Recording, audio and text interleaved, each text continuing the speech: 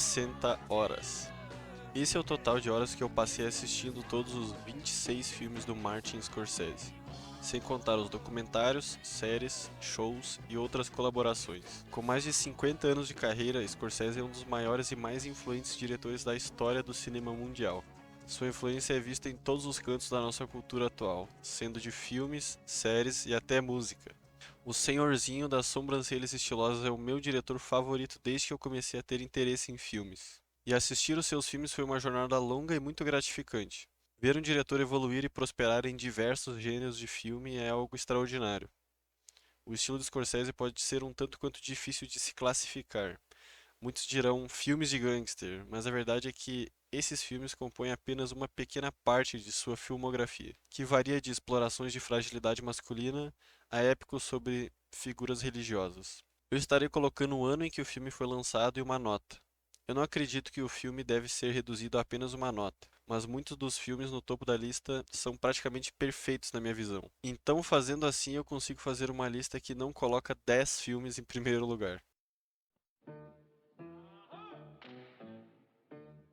Ocupando o último lugar na lista, o filme Boxcar Bertha é um dos dois filmes da filmografia inteira do Martin Scorsese a ter uma mulher como protagonista, o que é possivelmente a coisa mais interessante que tenho a dizer sobre esse filme. Foi o segundo filme dele e foi um trabalho onde ele não teve muita liberdade criativa, sendo uma produção do Roger Corman. O filme não tem muito o que mostrar, para ser sincero. A história é basicamente o Bonnie e Clyde da série B, e apesar de ter menos que 1 hora e meia de duração, foi um sacrifício assistir isso do início ao fim. Mas apesar de tudo, tem algumas sequências extremamente bem dirigidas, e a cena em que um dos personagens é crucificado no trem ainda aparece na minha mente de vez em quando.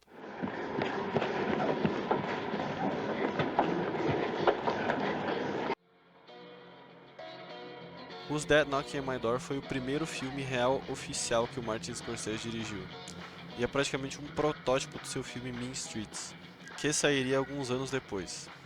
Assim como o Boxcar Bertha, eu não tenho muito o que comentar sobre esse filme. A sequência com a música do The Doors é marcante e o uso de músicas populares muito associado ao diretor já é presente desde o primeiro filme. Outra coisa interessante é o ator principal, o Harvey Keitel, que faria vários filmes com o Scorsese e se tornaria extremamente bem sucedido na indústria. Próximo.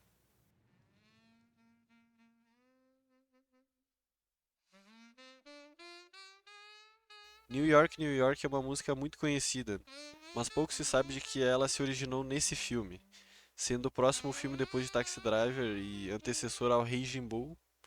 New York, New York fica numa posição esquisita na filmografia do Scorsese, sendo um musical estrelando Robert De Niro e a Liza Minnelli, é definitivamente um dos filmes mais diferentes do baixinho. Dito isso, é extremamente esquecível. Apesar de ser bem dirigido, acaba se perdendo na própria história que quer contar.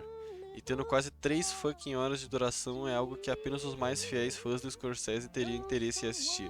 Mas tem o De Niro tocando sax, então é legal.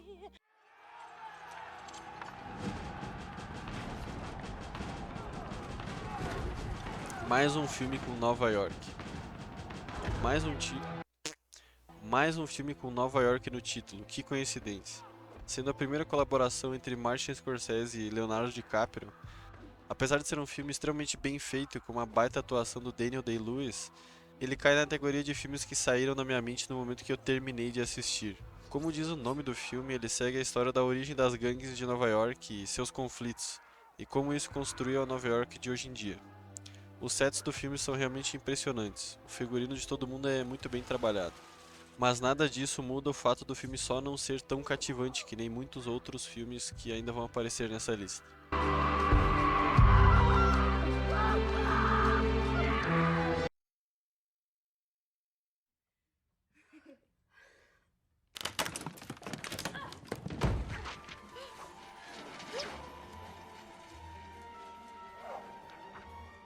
A Invenção de Hugo Cabret é um daqueles filmes que o pessoal fica muito surpreso quando descobre que é dirigido pelo Martin Scorsese. Assim como New York, New York, eu sou mais fascinado com a posição do filme na filmografia do Scorsese do que o próprio filme. Sendo lançado em 2011 entre Ilha do Medo e O Lobo de Wall Street, Hugo é um filme infantil, entre aspas. Digo isso porque é um filme sobre preservação do cinema, um tópico que duvido que muitas crianças tenham interesse. Mas mesmo assim ainda consegue ser bem divertido e todo mundo no Oscars amou. nota 6.0 de 10.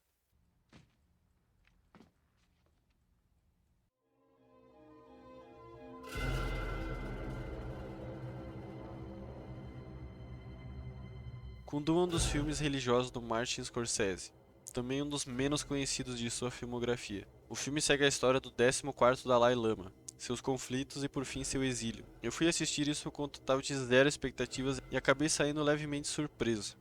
O que mais me chama a atenção é a edição do filme. Scorsese, junto com a sua fiel colaboradora Thelma Schoonmaker, conseguem captar um sentimento único com a edição. O uso de pequenos fades ao invés de cortes é algo que eu gostei muito. Esse foi o último filme que vi do Martin Scorsese antes do Killers of the Flower Moon, que lançou ano passado. Talvez por isso gostei mais do que achei que ia gostar.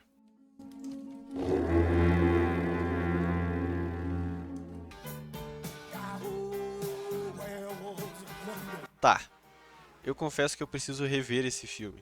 Todo mundo que é fã do Scorsese praticamente ama esse filme e eu simplesmente só acho legal. Sendo o filme favorito do Baianinho de Mauá, A Cor do Dinheiro coloca Tom Cruise e Paul Newman juntos e um contra o outro. As partidas de sinuca são editadas como uma luta de boxe, uma corrida de Fórmula 1. É desse filme que o nome do Doom surgiu. In here?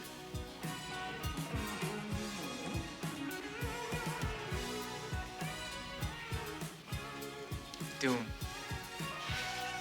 E a sequência com a música Werewolves of London é simplesmente fenomenal.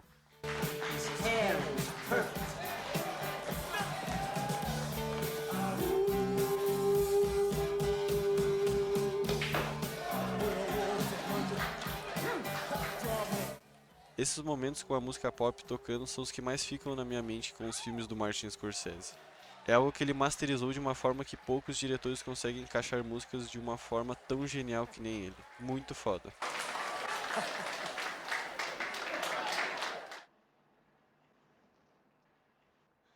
Hi, everybody. Just go on and do whatever you're doing. I'm gonna sing.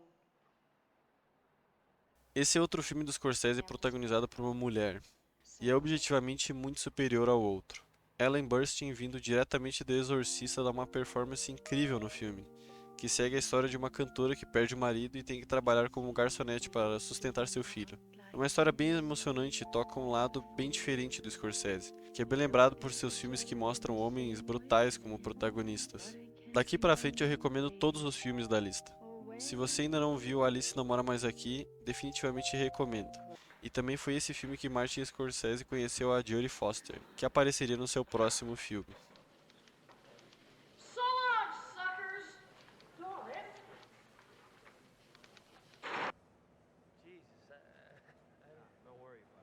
Espero não ser crucificado por colocar Ilha do Medo em 18º lugar. Esse filme aparece direto em listas de melhores plot twists da história, e as redes sociais parecem tratar esse filme como a volta do Jesus Cristo. Minha opinião é um filme massa que te deixa pensativo, mas não passa disso. Nunca tive vontade de ver de novo, apesar de ter diversos detalhes que revelam o plot twist do filme de formas sutis. Eu gosto de Ilha do Medo. Acredito que meu mano DiCaprio manda uma excelente performance. Só acho que esse filme é idolatrado demais. Existem thrillers muito mais interessantes que o próprio Scorsese dirigiu. Dito isso, recomendo a todos que não assistiram. O final vai explodir sua cabeça.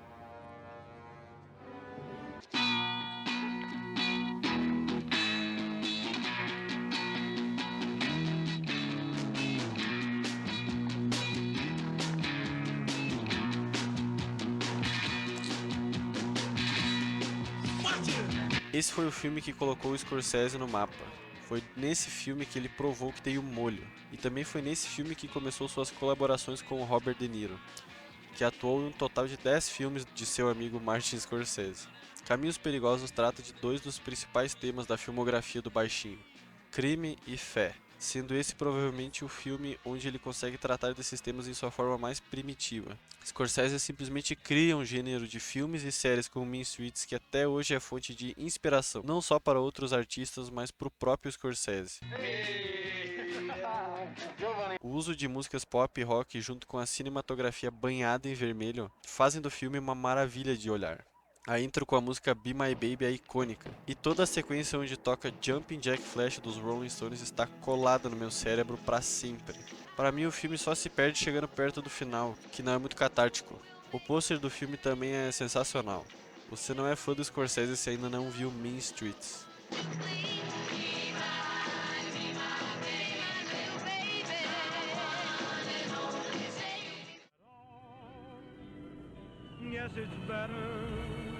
O Aviador é uma biografia do aviador e produtor de cinema Howard Hughes, que no filme é interpretado pelo Leozinho. O filme retrata um período da vida de Hughes que encapsula toda a sua existência de uma forma muito interessante, desde os grandes aviões até pequenas maçanetas.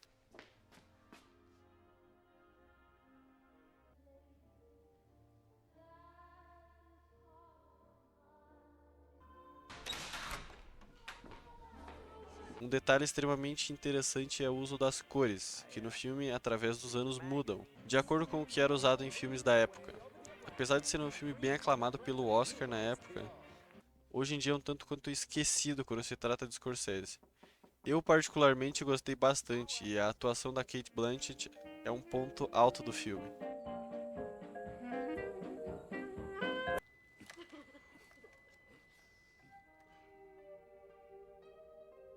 Outro ponto cego de muitas pessoas é essa pérola que estrela Nicolas Cage. Eu sou extremamente fã do Nicolas Cage. Quando descobri que o Scorsese dirigiu um filme com ele, eu tive que ir atrás para ver. Escrito pelo Paul Schrader, esse é um dos filmes mais depressivos dessa lista. Ele conta a história de um paramédico do turno da noite que começa a alucinar fantasmas de pessoas que ele não conseguiu salvar. Como alguém que já trabalhou no turno da madrugada, esse filme encapsula de uma forma única o sentimento de estar nas bordas da sociedade, de não dormir direito, de parecer um completo zumbi. Esse filme também é responsável por eu ficar viciado na música Jane Jones do The Clash, que até hoje é a música que eu mais escutei no Spotify. Recomendo para todos aqueles que assistiram Taxi Driver e querem ainda mais depressão noturna.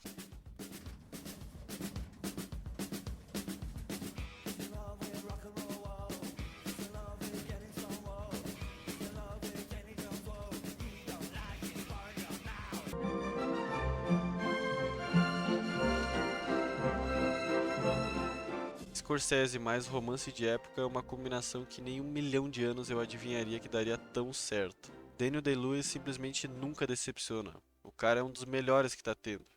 E a Michelle Pfeiffer também é simplesmente fenomenal. Apesar de ser um tema um tanto quanto clichê, Scorsese consegue trazer sua própria visão no gênero e disso sai um filme muito romântico e gentil de certa forma, com um final que realmente quase me fez chorar.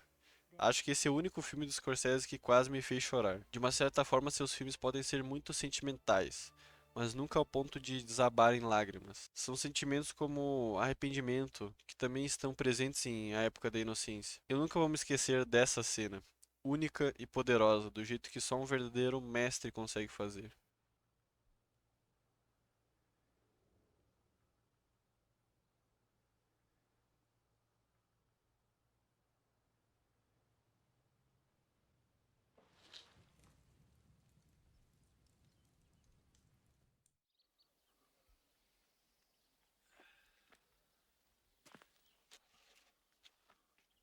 Willem Dafoe é Jesus Cristo. Não preciso falar mais nada. Willem Dafoe é Jesus Cristo em sua forma mais humana já colocada em uma tela de cinema. A Última Tentação de Cristo foi um filme extremamente controverso na época que foi lançado, chegando até ser banido em alguns países, além de diversos protestos contra o filme em si. Martin Scorsese testa sua própria fé nesse filme, e ele pede para testarmos a nossa fé. Religião e cristianismo são tópicos muito sensíveis, ainda mais em lugares onde a maioria das pessoas aderem a esta religião. Creio eu que a visão que a pessoa pode ter sobre esse filme se dá em grande parte por sua criação e amor por cinema. Eu mesmo cresci em um ambiente cercado por pessoas bem religiosas, e com o passar dos anos aderi minhas próprias crenças. E mesmo assim, a Última Tentação de Cristo conseguiu me impactar de uma forma que eu nunca esperaria. Tirando todo o aspecto polêmico e religioso do filme, e falando estritamente na arte de fazer filmes, Martin Scorsese dá uma aula de como dirigir um filme, e a sequência da crucificação é um ponto alto de sua filmografia. A parte mais barulhenta do filme é seguida pela parte mais silenciosa, que rouba a respiração de todos aqueles que estão assistindo. Puro cinema.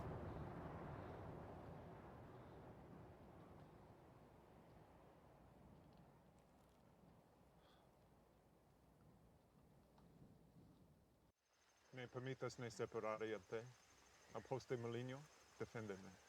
Eu assisti isso enquanto estava com uma febre bem braba, o que talvez tenha afetado a minha percepção desse filme. De qualquer modo, mais um épico religioso de Martin Scorsese. Esse aqui consegue me fazer questionar ainda mais as minhas crenças do que o próprio A Última Tentação de Cristo. A história do filme se resume em: o Homem-Aranha e o Kylo Ren vão para o Japão no século XVII atrás do seu mentor Oskar Schindler. A cinematografia é estonteante. O uso do clima, da chuva e das ondas do mar é sensacional. Silêncio tem um dos finais mais deprimentes e pensativos de toda a filmografia do Scorsese. De uma certa forma, ele quebra todas as expectativas colocadas no final e te deixa de joelhos no chão e mãos abanando. Assim como deve ter sido fazer esse filme, assistir ele é uma experiência religiosa que nunca vou esquecer.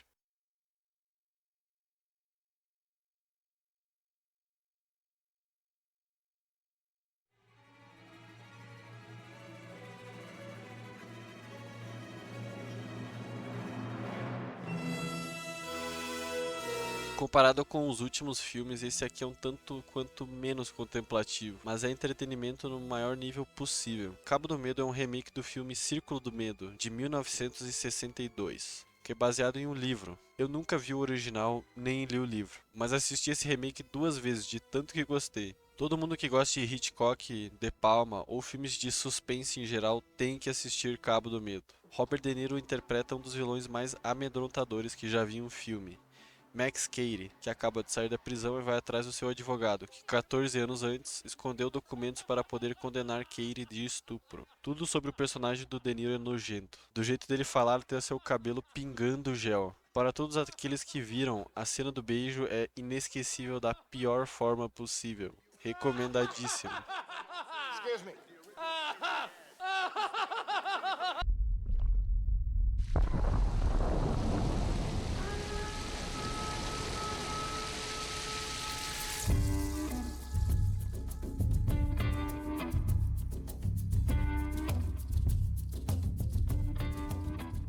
Assassinos da Lua das Flores é o último filme lançado pelo Martin Scorsese na gravação desse vídeo. E é incrível do início ao fim. Esse é o único filme de Scorsese que eu tive o prazer de ver no cinema. É admirável ver que, assim como Spielberg, o baixinho até hoje consegue fazer filmes de alta qualidade que causam um impacto no mundo da sétima arte. Comparado a outros diretores como Coppola ou De Palma, que se perderam com o passar dos anos. Killers mostra um lado sombrio da história americana através da empatia pelo povo Osage.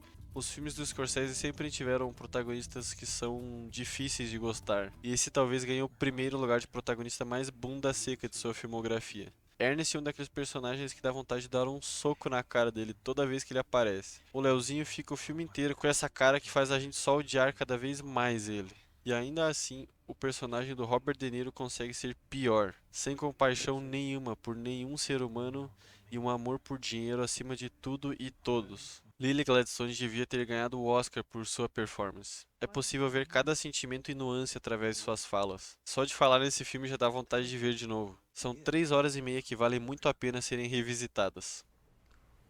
Why? Will you please give your warmest welcome to the newest king of comedy, Rupert Pupkin? O Rei da Comédia é o filme que o Coringa queria ser. Quando eu falei que Ernest é o protagonista mais bunda seca da filmografia de Scorsese, eu não estava mentindo, mas Rupert Pupkin ganha o prêmio de ser o mais chato e vergonha alheia disparado. É um dos filmes mais difíceis de se olhar na filmografia inteira de Scorsese.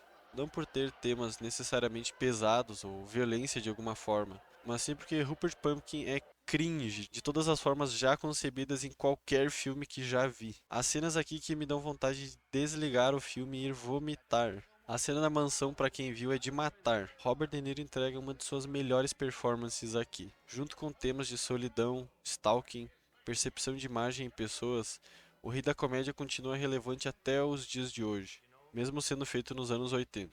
Na época, esse filme foi considerado um baita flop, e o Scorsese nunca se esqueceu disso. Desculpa não ter falado muito da história do filme. Só de pensar já fico com vergonha. Good evening, ladies and gentlemen. Let me introduce myself. My name is Rupert Pupkin.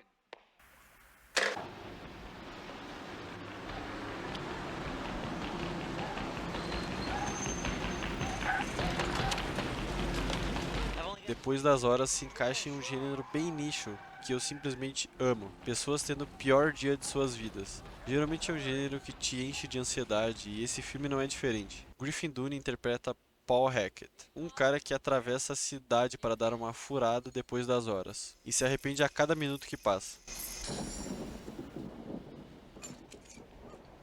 Representado pela trilha sonora de um relógio que constantemente está tocando. Must be a full moon out there.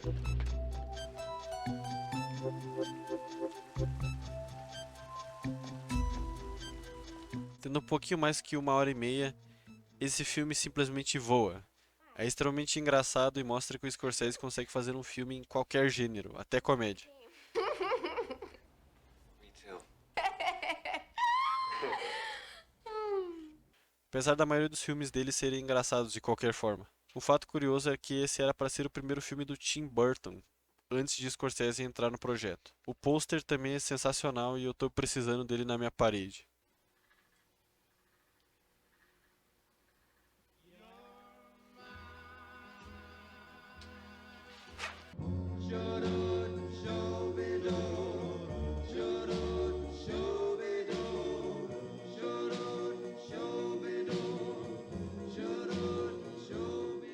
Tem um motivo de eu ter colocado a maioria dos filmes de máfia do Scorsese no topo da lista. Ele simplesmente nunca falha. E O Irlandês não é exceção. Apesar de ser o maior filme que o baixinho já fez, é um daqueles que também passam voando. A obsessão do Scorsese com histórias reais de mafiosos e afiliados é levada ao limite nesse filme. Temas de arrependimento e envelhecer são os principais mostrados aqui, assim como amizade e lealdade, e como isso pode destruir uma pessoa. É provavelmente o filme mais trágico do Scorsese. O último plano está pregado no meu cérebro, junto com a trilha sonora que nos assombra assim que os créditos rolam. Aposto que muitas pessoas ficaram espantadas com a duração quando esse filme foi dropado na Netflix em 2019. Scorsese chegou em um ponto de sua carreira que ele tem o privilégio de fazer um filme introspectivo sobre um velho mafioso de 3h30 de duração. E eu não podia ficar mais feliz. É triste pensar que um filme como O Irlandês foi produzido e publicado da mesma forma que o filme do Death Note.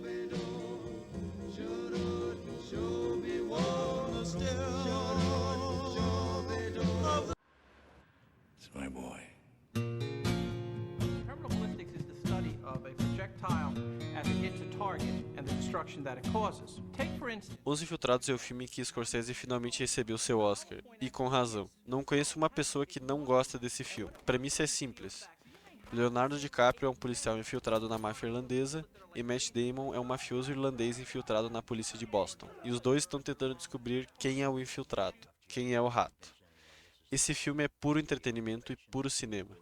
É cinema por causa que é entretenimento. Com uma das melhores performances do DiCaprio e uma edição frenética, esse filme chega a tocar 2 vezes a música favorita do Scorsese, Gimme Shelter do Rolling Stones, que aparece em outros filmes do diretor. Um sotaque carregadíssimo de Boston deixa o filme 10 vezes mais engraçado. Mark rouba cada cena que ele aparece. Eu já vi isso algumas vezes e nunca perde a graça. Lógico que eu tenho que falar do final.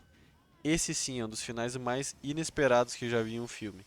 Pra quem não viu, não irei dar spoiler. Mas cara, que final, bah. Daqui pra frente, todos os filmes do top 5 são obras-primas. O meu filme favorito do Scorsese é o mesmo, mas os outros 4 podem variar dependendo do dia.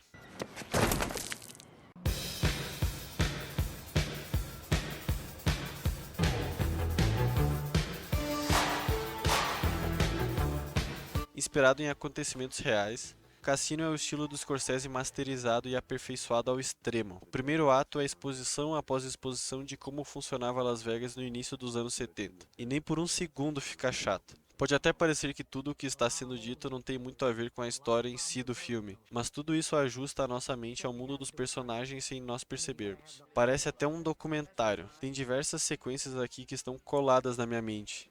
Scorsese coloca uma música diferente a cada minuto, e a cena onde somos introduzidos à personagem de Sharon Stone é uma obra-prima de timing e edição.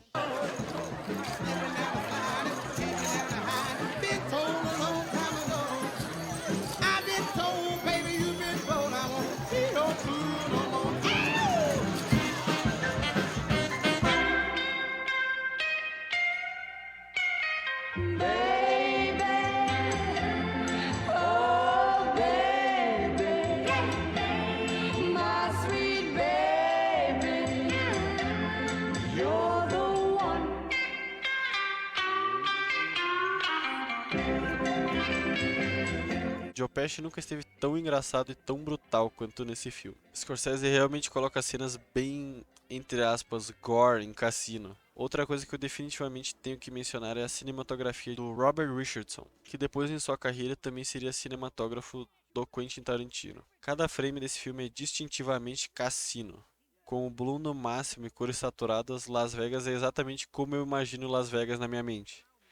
Apesar de eu já ter falado isso, vou ter que me repetir. Esse filme tem 3 horas de duração e passa num piscar de olhos. É inacreditável a habilidade do Scorsese de desdobrar a nossa percepção do tempo enquanto assiste um filme.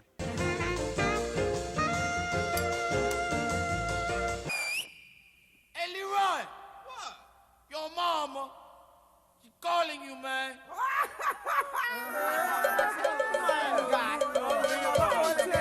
O Lobo de Wall Street bateu o recorde de filme com o maior número de palavrões já feito. Recorde esse que pertencia anteriormente a Cassino. Eu confesso que já assisti esse tantas vezes que me perdeu um pouco o sentido. Tinha uma época que esse era meu filme favorito. Acho que todo mundo já passou por essa época.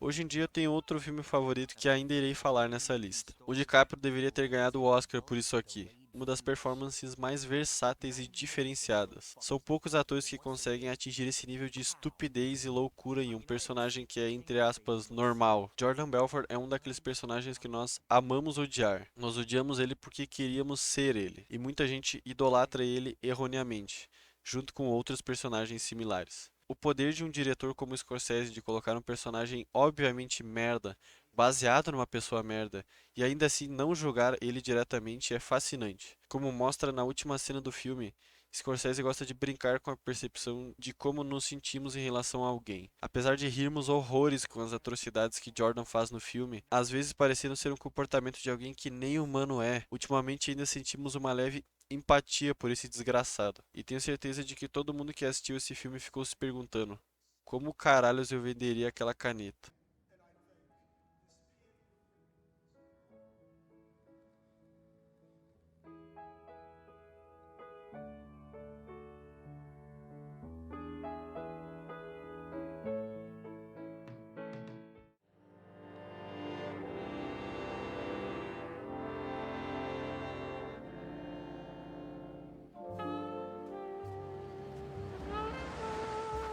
Taxi Driver - Motorista de Táxi é o filme seminal do Martin Scorsese. Um dos filmes mais poderosos e influentes de todos os tempos. Eu simplesmente nem sei o que dizer que já não foi dito. Todo mundo que tem um leve interesse em filme já viu ou ouviu falar desse filme. Todo mundo que já foi sozinho e já teve pensamentos que nunca tivera antes já viu esse filme. De diversas formas, o Scorsese já disse tudo o que ele queria dizer como um diretor há quase 50 anos atrás com esse filme. Aposto que se esse fosse o último filme dele, até hoje as pessoas falariam desse filme e como ele é perfeitamente dirigido. Travis Bickle é um dos personagens mais icônicos da história do cinema. Grande parte de seus monólogos de vez em quando aparecem na minha mente como um déjà vu. Provavelmente a melhor performance do De Niro e do Scorsese. Taxi Driver olha para a solidão diretamente nos olhos e pergunta: You talking to me? Travis Bickle fala e fala sobre como a sociedade em que ele vive é uma merda, um lixo, e ele faz parte de todo esse lixo e nem se toca disso. Ele é um hipócrita, racista e sexista com um senso completamente errado de justiça. Ele se tornou viciado na solidão e nos pensamentos que a solidão traz. Taxi Driver é o caso extremo de que um homem vai fazer de tudo antes de ir para terapia. Masculinidade frágil é um dos principais temas do filme e muitas pessoas falham em perceber isso. Eu acho que eu falei tudo o que queria falar sobre essa obra-prima. Só sei que amo esse plano em que até a câmera fica desconfortável com o protagonista. Genial. Well, okay. Can I call you again? Then tomorrow or the next day? Okay. No, I'm gonna. Okay.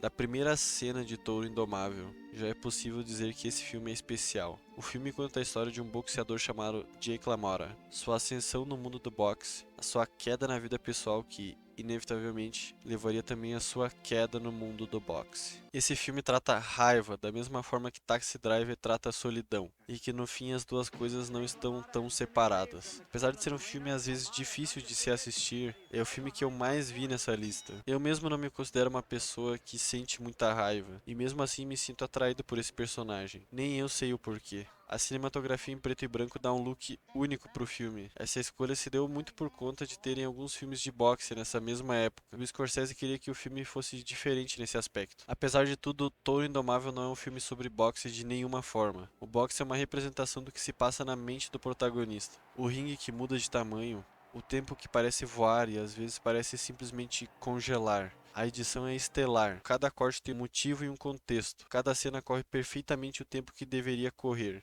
Cada plano perfeitamente enquadrado. Os efeitos sonoros nas lutas é a perfeição da perfeição do sound design. Quando começamos a ouvir os sons de luta fora do ringue, é quando Jake LaMotta não consegue mais diferenciar mais nada em sua vida.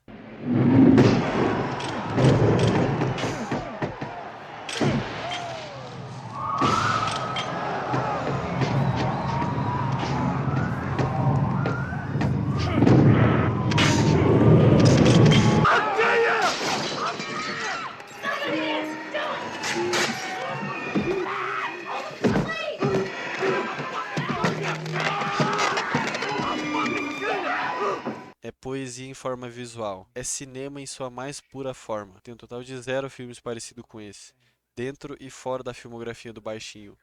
Um filme único e atemporal. Uma indiscutível obra-prima. 10/10.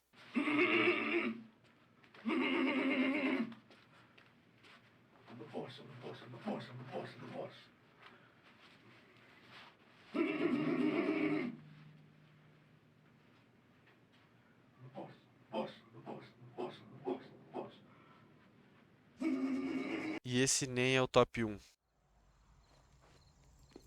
As far back as I can remember, I always wanted to be a gangster.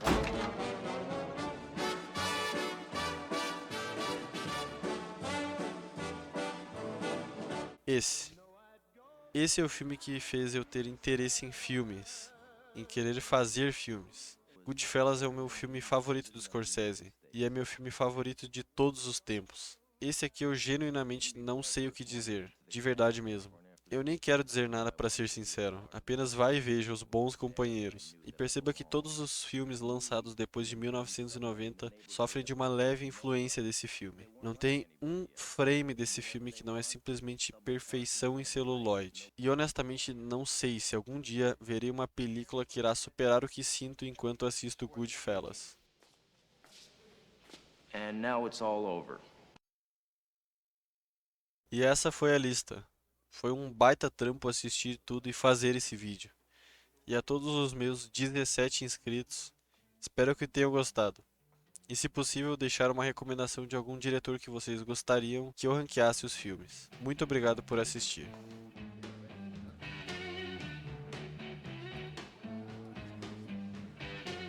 It's getting near dawn